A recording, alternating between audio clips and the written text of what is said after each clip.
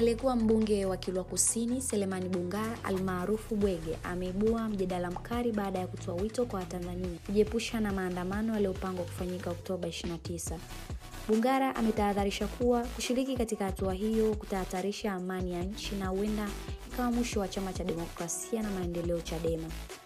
Katika kauli yake, Bungara amewajibisha wananchi kutojihusisha na ghasia kwa kuwa amani ni kitu muhimu, huku akionyesha wasiwasi kuwa hatujui chama gani kinaongoza na hatujui mtu aliongoza maandamano hayo. Aidha, amesema kuwa Oktoba 29 ni siku muhimu kwa taifa na wananchi wasikubali kuvuruga uchaguzi kwa sababu binafsi za watu wasiotakia mema nchi.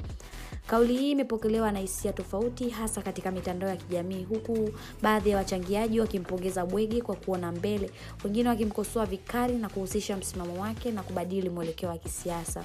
Licha ya ukosoaji huo, jumbe za Bwege zimepata uungwana mkubwa, wanaoamini msimamo wake unalenga kulinda amani ya nchi. Ni mimi Beatrice Daudi wa Ushindi Digital.